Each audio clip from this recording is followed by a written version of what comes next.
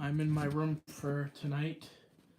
Very cold outside, and we just got over a big, well, not too big of a snowstorm, but we got a fairly good dump of snow. And the snow tonight is like sand, so it's very heavy and coarse, or very fine. Sorry, it's very heavy and fine, so it's hard to move around. So I was out shoveling all afternoon. I shoveled about 3 driveways, and I'm home. I originally wanted to do a live stream earlier in the day, but due to the scheduling conflict, I wasn't able to. So I'm going to do a quick live stream tonight. I don't know how many people are going to show up. This is going to be kind of like a rambling video. Um, but yeah, for those of you who didn't see my live stream yesterday, I live streamed on Christmas Day. I actually got back into the schedule a day early, which I wasn't planning on. I was going to wait until today to start the streams again, but it's probably a good thing I decided to do it yesterday, because yesterday was more mild and calm, and it was a lot easier to walk around and stream in yesterday's weather. Today, the snow is like sand, and the sidewalks aren't plowed, so it's very hard to walk around, and it's also very icy underneath the snow, so it's very treacherous out there to walk and stream. Not to mention the cold temperatures would just batter my phone, so that's why we're inside today. But anyway, I hope you guys had a great Christmas, and if you guys went Boxing Day shopping today or just spent the day in, I hope you guys had a good Boxing Day as well. We're almost, 2025 is almost over. I mean, it's coming to an end pretty quick. It's already, I think today is the 26th, so a few more days and 2025 is over. So hope everybody had a great year. I know I certainly did. We've done a lot of good things on this channel in the last year. It's been a very progressive year. We've gotten a lot accomplished, and I'm looking forward to see what 2026 has in store. I think it's going to be a good year for the channel and for the overall community, you know, the YouTube community. I think it's going to be a great year, so stay tuned for the ride. And for those of you who always join my streams and, you know, watch my videos, I just want to say thank you, because if it wasn't for you guys, I wouldn't be still doing this. So it's been a good year, and yeah, it's been a lot of fun. But I don't know how many people are going to show up to this stream, and I don't know how long I'm going to go for, but I just wanted to pop in here and, you know, keep the routine going, you know, the daily streams. You know, as I said a few months ago, I'd like to start doing this every day, and I'm going to try to keep committed to that as much as I can. And again, I apologize for the fact that I'm not outside streaming. It's just the weather is so bad out there, and it's so cold. Hey, Fire Photography, welcome to the stream, man. But it's just so cold and, you know, shitty out there. It's hard to walk around and, you know, do a good quality stream. So, you know, but it's a weird snowfall too. It's like sand. It's like this fine sand almost, this snow is. And it's really weird, and it's heavy to shovel. Believe me, I shoveled 3 driveways, and the stuff is pretty heavy, so I'm glad to be in and kind of relax for the night. But yeah, I hope your Boxing Day was good, Fire Photography. Thanks for joining the stream. But yeah, no, I guess the holidays are still going on. I haven't had much of a break. I've been between YouTube and, you know, shoveling and doing other things. I haven't really had much time to relax. Yesterday I was up all night. We had a family member go to the hospital, so it was a busy night last night, and today's been a busy day. So hey, Alton, welcome to the stream. It's just kind of a rambling stream. Welcome to the stream. Hope you're doing well. How was your Christmas? But yeah, what did you get up to today, Fire Photography? Did you go buffing? I don't know if you're still in the chat, but what did you get up to? Did you get out and buff? I saw you filmed the tanker responding in your hometown. That's pretty cool. That's a pretty rare catch. I haven't seen our tanker in a long time. I actually saw Aerial 4 today. Not at all, lol. Yeah, well, it's probably not the best day for it, to be honest. Hey, Fire guys, welcome to the stream. This is just kind of a rambling stream. It's too crappy to go out and walk around. But yeah, anyway, I saw Aerial 4 today. It was returning from a call. I was out shoveling on Paisley Road there, and he was coming up Paisley. They always go up Paisley Road when they're responding or returning, because it's, you know, basically a straight shot to downtown. And I tell you, the fire trucks are downtown every single frickin' day, it seems, going to an alarm call or something. So, but no responses today. I did catch an ambulance there couple days ago, and he turned on me, so I wasn't able to get a great shot of him, but I still filmed it and put it on the channel. So yeah, how are you doing, Fire Guys? Did you get out buffing today at all, or yesterday? I know the weather's been kind of up and down lately. Like, yesterday was fine. Yesterday was a good day to go out and walk around and go out and buff, but today is just the polar opposite. It's just totally wild out there. And I was shoveling all afternoon, so I had to walk from job to job because I walk to all my jobs. So I was walking from one end of my neighborhood to the other end of my neighborhood, and the sidewalks aren't plowed, so I couldn't picture doing Note ran a fire with my department in early afternoon, so it killed my afternoon plans. Way too icy to buff this morning. You ran a fire call? Holy shit. Was anybody hurt?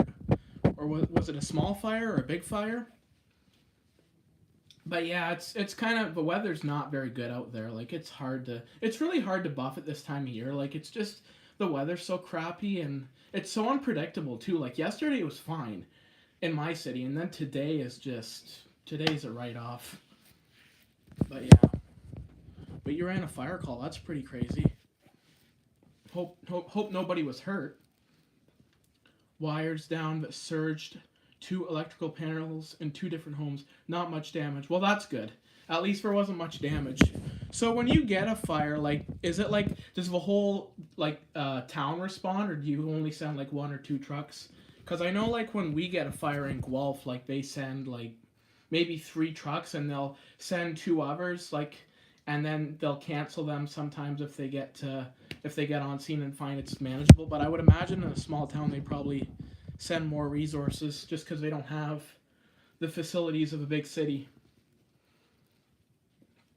And like, how long does it take to like respond to one of those? Like, do you have like a certain time that you have to get there in?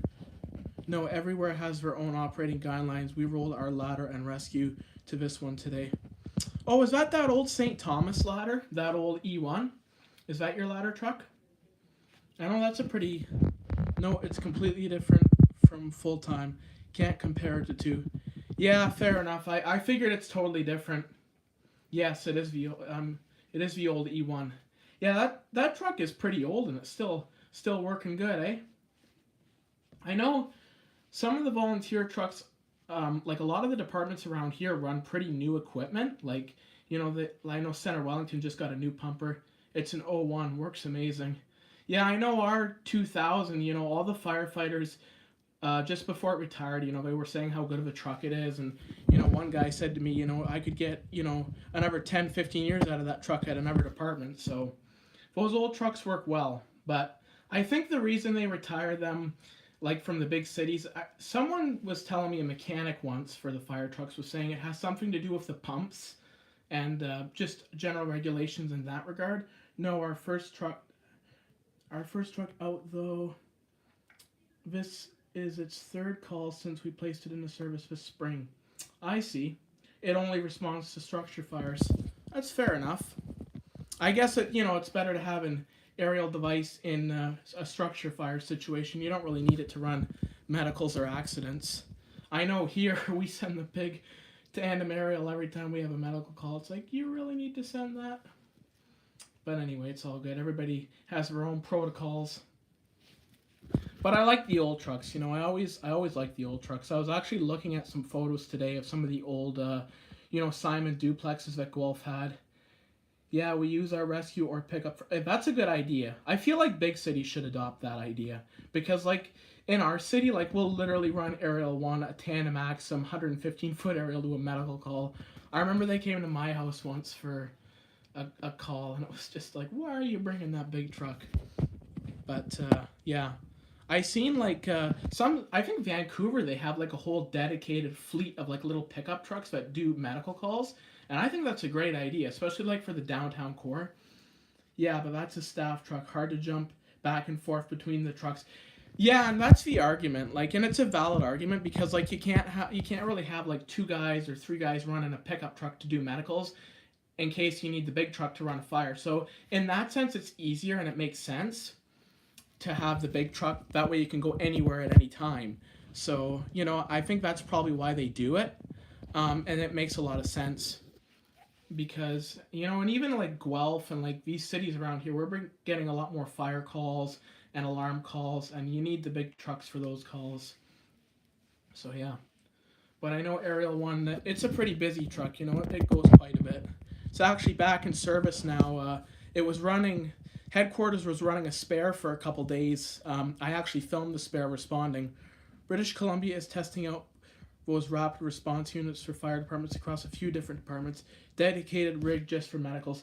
And I think that's a good idea. And like there's a lot of departments in the States, like I know California, they have those little rescues in LA County that run the medicals. And I think it's a good idea, especially for those big urban places. And as these cities get bigger, Toronto, Brampton. Oh, Michigan does it as well? Okay. Nowhere where I've been in Michigan, where like in Port Huron, they run the engine. And Detroit, I think they run engines as well. Although Detroit does have ambulances, which is also a good idea. I think that'd be pretty cool if Canadian departments had ambulances. Imagine a Guelph Fire Department ambulance or a Toronto Fire Department ambulance. I think that'd actually be pretty cool. But yeah, like as these cities get bigger, maybe they'll start to, discuss like adopting rapid response units for medicals and for other things like that. Because that is a big, majority of what these calls are. And it really, it really keeps the firefighters busy. Like I know in Guelph, like our guys are constantly running medicals. It really fills their day and, it keeps them busy, which, is good because, we don't get too many fires in Guelph. We get a lot of alarm calls though. And when we get alarm calls, multiple trucks go out. I know, like, they always send the platoon chief to an alarm call. So whenever I see the platoon chief responding, Port Huron doesn't do their own transfers. Detroit does roll full-size trucks to medicals, and many others in Michigan do as well. But there's a couple dozen I know that ran rapid response units. Okay, makes sense. Again, probably down there too. Everybody's got a different policy. But I was gonna go down to Port Huron there last weekend. Unfortunately, didn't get to go. I'd like to get down there and film Fort Gratiot's new pumper, or at least see it. I know I was there a couple summers ago in Port Huron, and I actually filmed their old HME pumper. And I talked to the captain there, and he said, "Come on down to the station whenever you're around." I was actually gonna go that day, but then we got busy with shopping, and because that's what we do down there, shop. I don't actually go down there to buff per se. Yeah, super friendly crews. Just go to the hall and ring the doorbell. They'll let you in. Yeah, 100%. Like even when I visited Port Huron Station 3 on Pine Grove there, and I just walked up. They were working on the truck, and they let me take a video of it. They had the cab open to work on the engine, and they literally put the cab down for me, and they let me film the truck. And I said, if you're working, I can leave. But they were really inviting, and you could talk to those guys for hours. The American guys are really good. I really like the American crews. Even when I was in Vegas there, I talked to a couple firefighters there. Super friendly people. Our guys are a little bit different. I feel like they don't like the attention as much, or they don't like the visitors as much. Depends. Some departments are, okay. When I was a kid, they were super inviting. But now that I'm older, they don't want a 21-year-old guy hanging around their hall all the time. But no, the American guys are really good. And, when you tell them that you film fire trucks and, they take an interest and they want to know more about you and, what you film. Big culture difference in the fire service. It's getting better up here now. Yeah, it is different for sure. Like, some people that I know, and I shouldn't say this because I've never really had this experience, but some guys, say, oh, the firemen up here are kind of smug. It depends, though. I mean, every, department's different. Every guy I've known is pretty good. I've only known one firefighter that I didn't like. He was a captain, and he had a lot of years, and he was ready for retirement, I think. But every guy I've known up here is good, but I have heard that some of the guys up here are smug, but I've never had that experience, and I don't know of anybody else who has. But, it depends. But, I feel first responders in general, the cops up here are really inviting. They have the open house, and, whenever I go by the station, I always say hello to them and chat with them a bit. They know me, and they know that I film the responses, so they're always very inviting and, friendly. But, yeah. But anyway, guys, I'm just gonna probably wrap the stream up now. It was good talking to you, Fire Guys. You'll run into good ones and bad ones. I've ran into them both in the US and Canada while buffing. I know buffing is frowned upon here, but it's getting better. Yeah, it's kind of like when I started buffing, it was kind of one of those things where, like, I know my friends thought it was the weirdest thing I ever did was buffing. But you know, like the emergency responders, every time I tell them that I film fire trucks, they're interested. They want to see my channel. They want to see what I film, and they actually take an interest to it. Everyone I've met.